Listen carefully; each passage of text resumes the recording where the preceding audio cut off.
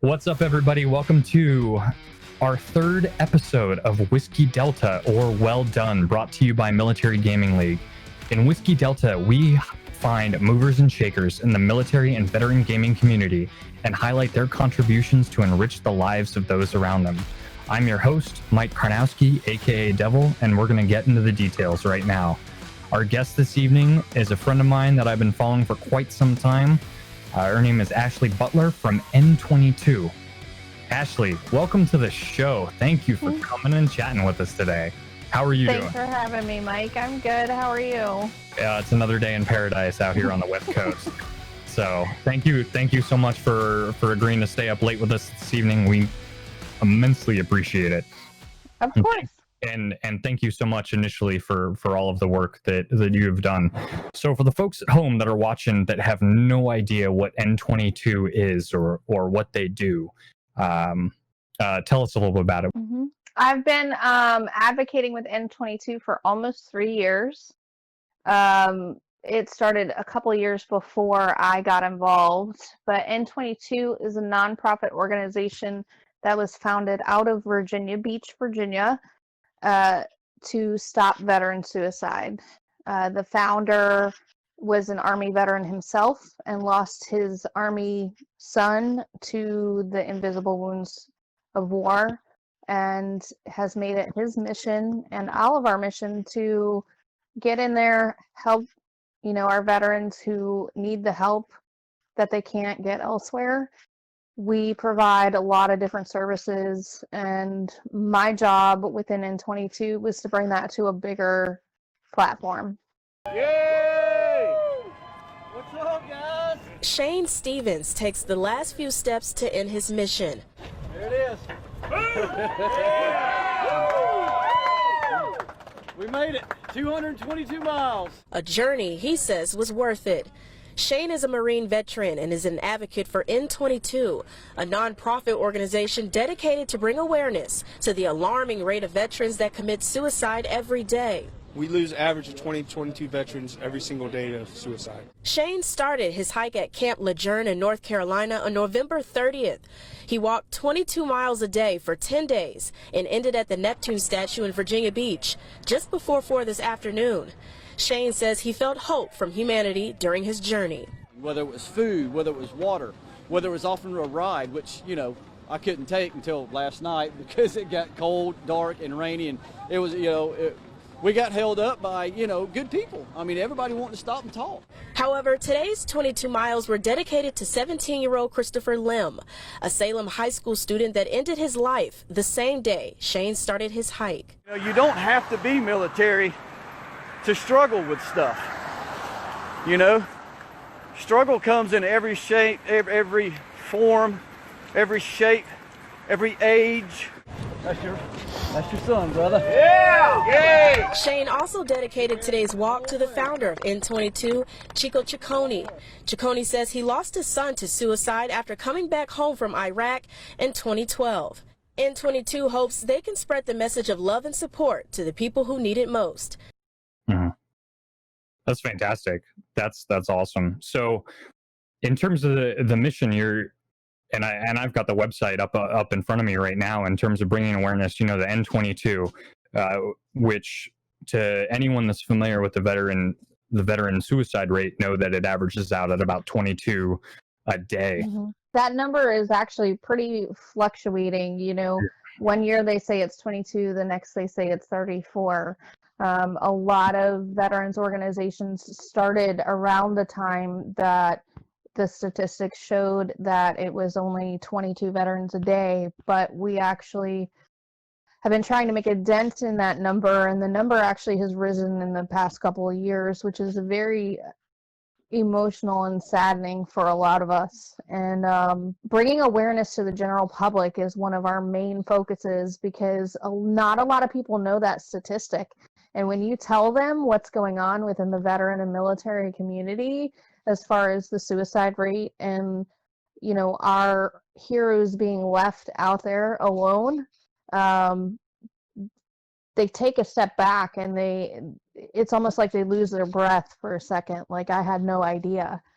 And, any patriot is going to feel that in their heart. And so the awareness aspect of what N22 does is extremely important, but also raising the funds to be able to get these veterans to Eagles Healing Nest in Minnesota, or HBOT treatment, which is hyperbaric oxygen therapy in like a tank that they use on divers and things that have the bends. They've proven that that has helped a lot with PTSD and TBI. You know, horse therapy, dog therapy, whatever a veteran needs when they come to us, we try and provide that for them. But the awareness key is really for the general public, because not everybody knows what's going on.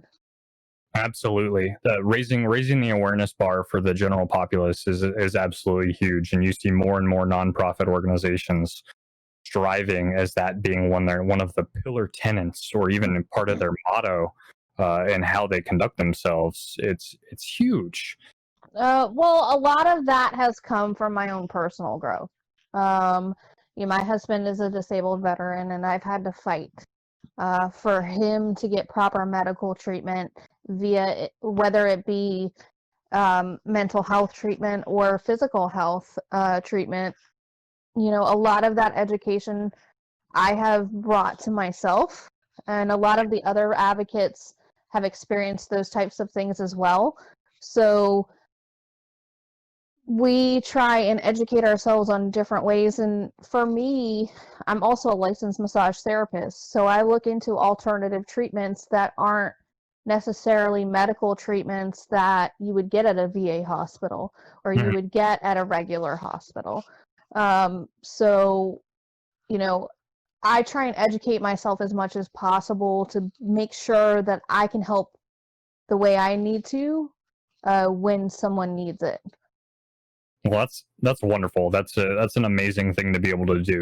Mm-hmm. But it kind of is what it is. But to be able to provide some of those alternative methods for healing is a pretty powerful thing. And the fact that your own personal growth has led you down that path of instruction, so to speak, to be able to provide those things. And it sounds like you've been able to share quite a bit of that with some of the other advocates, and you've been able to relate to each other very well in terms of the things that you can do and can provide.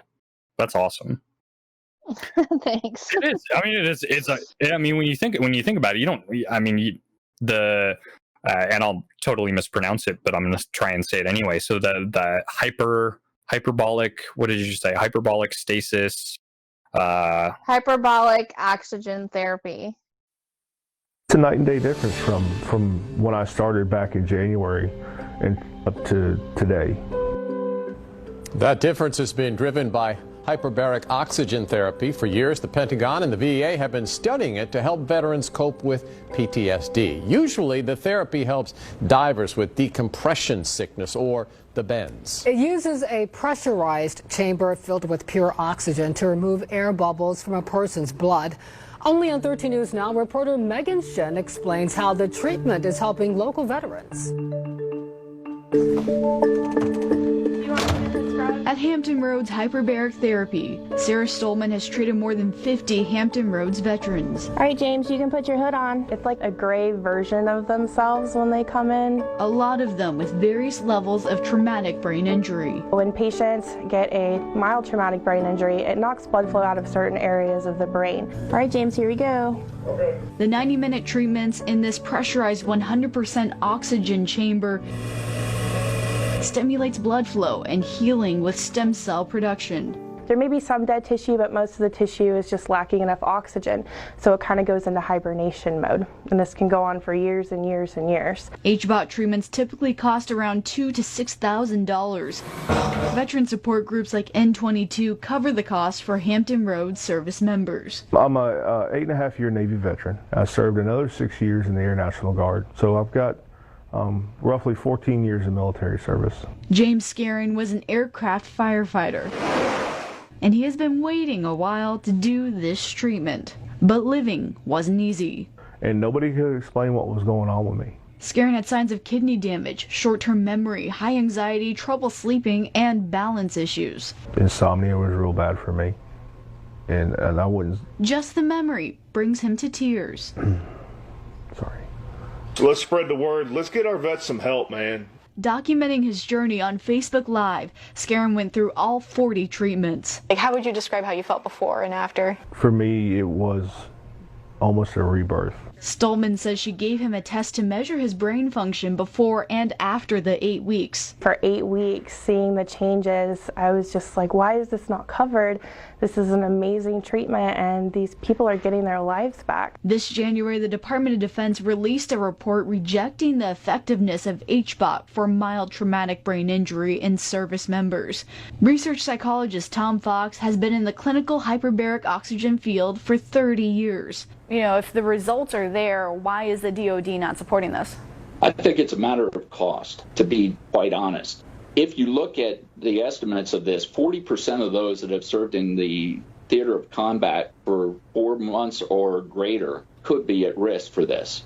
And if you multiply that out, that gives you a figure of about 800,000 to 1.2 million. Fox says TBIs can be caused by dramatic pressure changes, like an explosion in combat environments.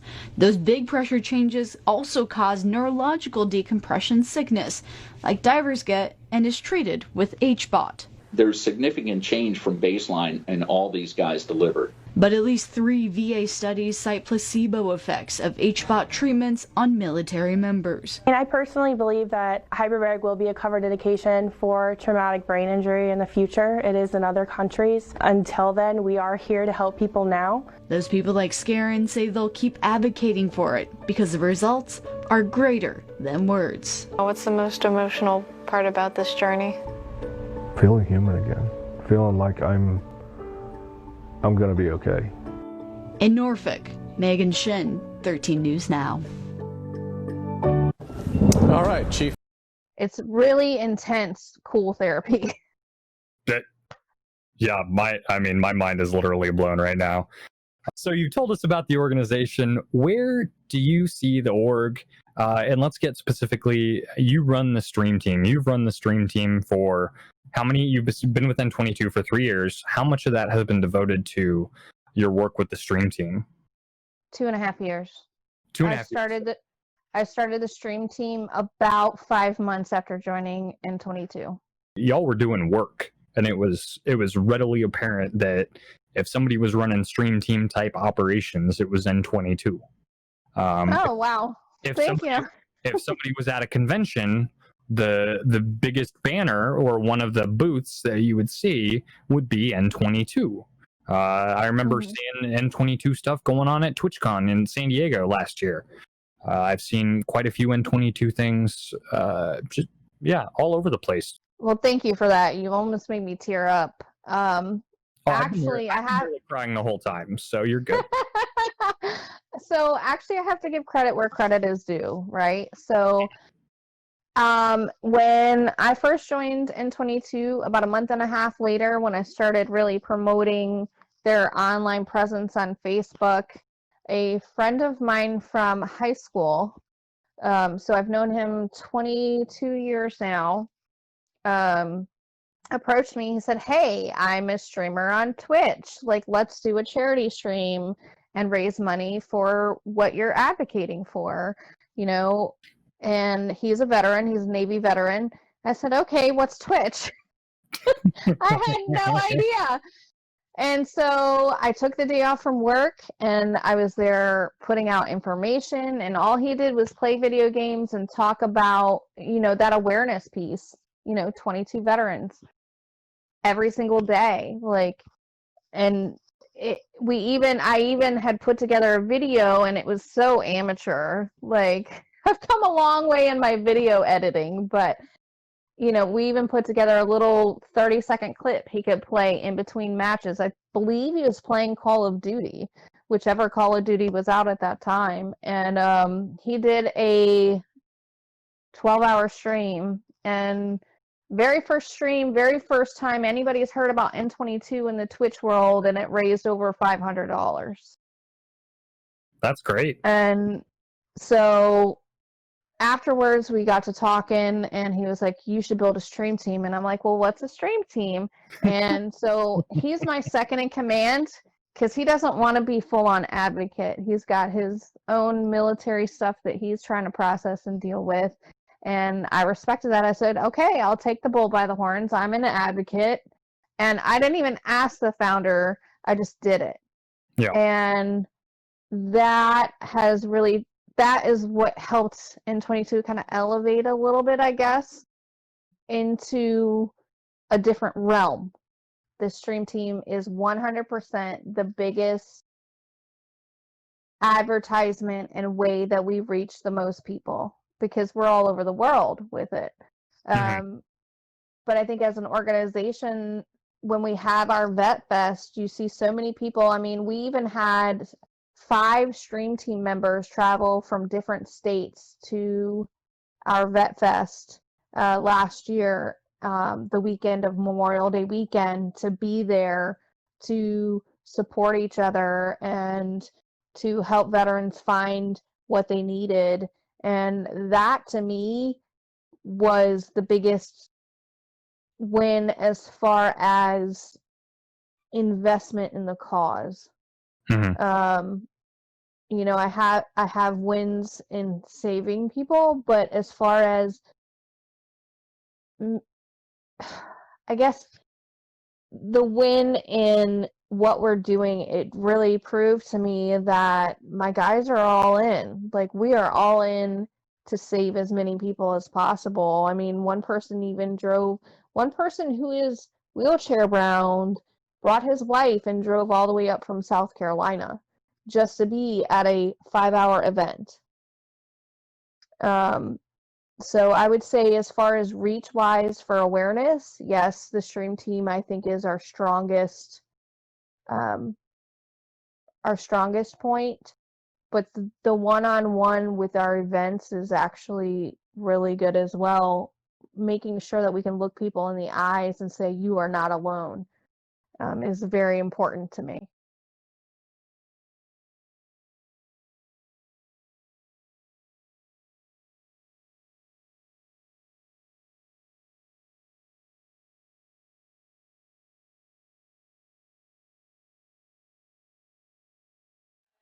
Today is Vet Fest, and actually Vet Fest is something that I would say evolved from the N22 Memorial Ride, which started 4 years ago.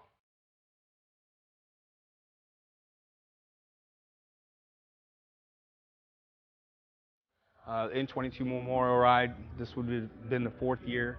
We decided we were going to add something to it and call it Vet Fest. And we'd have a lot of different VSOs. For people who don't know what that is veteran service organizations. A lot of nonprofits that we work with here locally, and bring them all together and have all these veterans, active duty, the family unit. It was a family fun event. I mean, these kids out here were having a blast, but it was a family fun event. You know, you have brothers and sisters together, veterans, active duty, and civilians, all in one place, all for one common cause, and that was to help our fellow brother.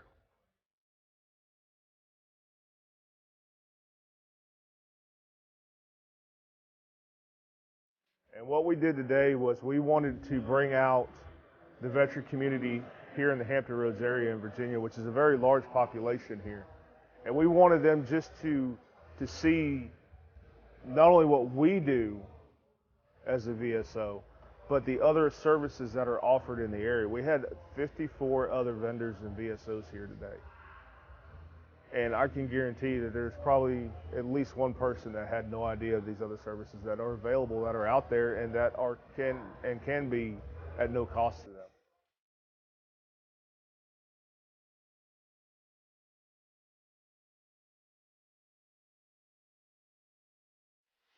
In veteran suicide, 22 veterans a day commit suicide. Being a veteran, it's devastating.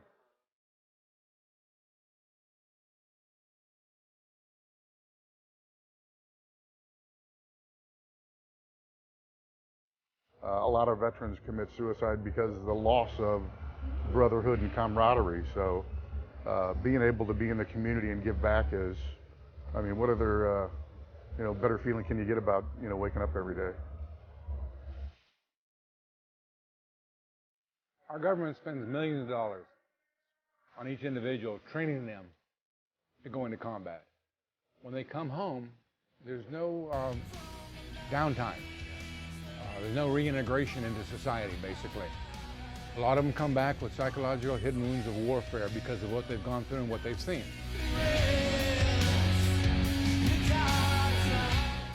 If you're in need and you need help, don't make a split-second decision. Reach out to the people that need you or the people that care about you. Don't make a permanent decision because of a temporary problem. Stop. Call Battle Buddy. Call somebody. Because there's people out there that care. And if you don't think so, if you saw this event today, if my son had seen this event today, he'd still be here today.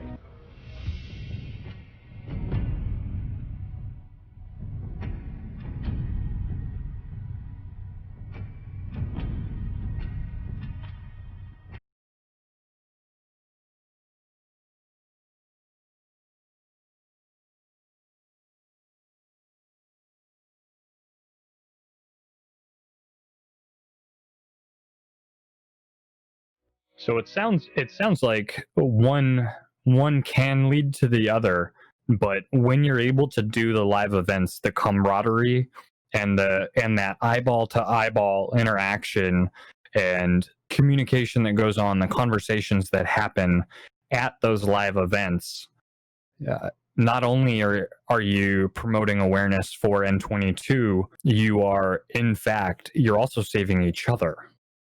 Correct.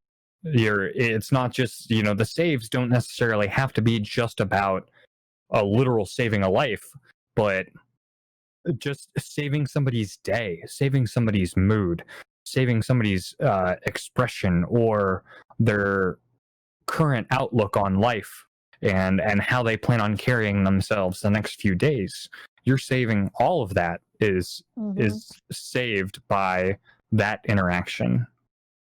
Well, and I believe there's also a difference once I met these guys that I had been in contact with for almost 2 years, and we've been working together and having meetings and saying this is what we need to do to make sure we reach as many people as possible. When you can put your arms around that person that you've been on the phone with till 3 a.m, making sure that a veteran has a well check that they need, or getting a veteran on a plane within 24 hours of their call for help to somewhere, when you've worked those kinds of projects together and then you can finally either shake hands or hug, whatever you want to do, pat each other on the butt, when you can finally look those people in the eyes and the people that you've saved in the eyes, it makes everything in the world just kind of disappear. Yeah. For me, anyways. Well, I would say it's also what makes the world go round and worth living in. Yeah, 100%. Sorry. No. This is the kind of stuff that we live for, and it's when you look at Military Gaming League and the things that we do in our organization, it's not just about gaming. It's not just about giving active duty and veterans a potential chance at making it in a semi-pro kind of level competition experience. It's not just about that. It is about the mental health piece, and we too will absolutely work to help raise awareness for every kind of thing that we're working on. It's a conversation that's had at the beginning of all of our live events that we conduct, because we're not just a gaming league, we're family, and we see that resonate in your organization. I took my vows and my commitment extremely seriously and never gave up, and that's the type of person I want to be throughout the rest of my life. Nobody should ever feel like they're alone, ever, because you're not. Yeah.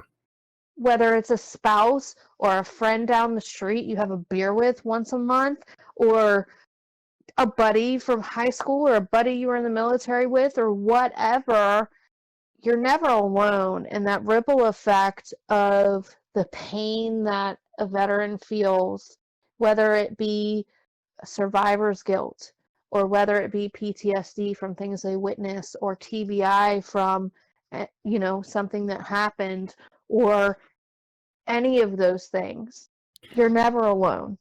And Absolutely. that is, I think that's what drives me the most, is because I see so many veterans that my husband could have been divorced and lost his kids and things like that if he didn't have someone that was like, no, I'm gonna kick some freaking doors in and whoop some butt, because you're not getting the help that you need and deserve. And I think that's what still drives me. And that's you. Sorry. Yeah, no, don't apologize. Do not apologize for that. That strength, that growth, that leveling up, that reaching of the final form. I'm not at my final form yet. You know that. Good. We're glad, because we expect some amazing things to come from you in the future, and I know you do too. But to hear that sort of, it's not a redemption story. It is a story of empowerment, self-empowerment, where you go from shooting up that flare in the sky, needing the help, to becoming the help. And that's something that's never, ever gonna go away. That feeling, that drive, that inner fire will not go away. You are changing the world one vet, one life, one mood, one emotion at a time, and it's absolutely wonderful. On this Memorial Day weekend, it's important to remember sometimes the worst scars from war don't show up until veterans come home. The VA found that 20 veterans take their own lives every day. Jacqueline Lee spoke to a group in Norfolk that wants service members suffering from PTSD to know that they have support. More than 200 Humvees and motorcycles lined Waterside today, all because of Bill Ciccone, known as Chico. You know, it all started because of my son. Chico's son, James, served in the Army. James was 24 years old when he returned from Iraq and then took his life. As a parent, you got a couple choices. You can die physically with them, you can die mentally with them, or you can pull yourself out of that hole and try to make some sort of a difference. So Chico organized the Hampton Roads Vet Fest and Memorial Ride to honor service members who are affected by psychological wounds of war. And what this does was just like what we always say, bring awareness, educate, and save lives. The Memorial Ride started in downtown Norfolk, went along 264, and ended in Portsmouth. This event is personal, not only to Chico, but to the other riders. So when they see this turnout, I get tears in my eyes, I get choked up, because this is what it's all about. Patriotism, supporting America, and standing behind our veterans in active duty. It's a reminder that this community stands together strong. In Norfolk, Jacqueline Lee, 13 News Now. And the VA has resources for veterans suffering from depression. Service members and their loved ones can call the number on your screen. We're going to show it to you there, then press 1. You can get confidential support 24/7. Ashley, hit us up with your social media. Where can we find you on Twitter, Facebook? What do we need to do? What do the people at home need to do if they want to find out more information on N22? All right, so first, if you are a Facebook user, you're going to want to do facebook.com/helpend22, so the numbers. If you want to follow me personally, it is /N22SmashleyB on Facebook. If you are Twitter, most of the Twitter content comes from me, so it's at SmashleyB613 on Twitter right now. And that's about it. Oh, helpn22.org if you want to find out more about the organization. You can actually make monthly donations if you want to via the website. So that's helpn22.org. Folks, there you have it. Stop, take a breath, and ask for help. Absolutely. This has been a Military Gaming League production of Whiskey Delta, or Well Done. We've been here with Ashley Butler from N22. saving lives, one piece of awareness at a time, one emotion, one word, one helping hand. We appreciate you being with us. Absolutely. There have been laughs, there have been tears. It's been an absolutely wonderful thing. We've appreciated. We've had some good times. For anybody out there watching, please come check us out. We're on social media. We're on Facebook, Military Gaming League. You can take a look at militarygamingleague.com as our website for all future information. We've got all sorts of stuff you can come check out. Military Gaming League, it's not just for active duty and vets. We do have a spot in the community for family members as well.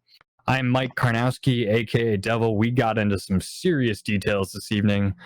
Thank you so much, and this is us signing off from Military Gaming League.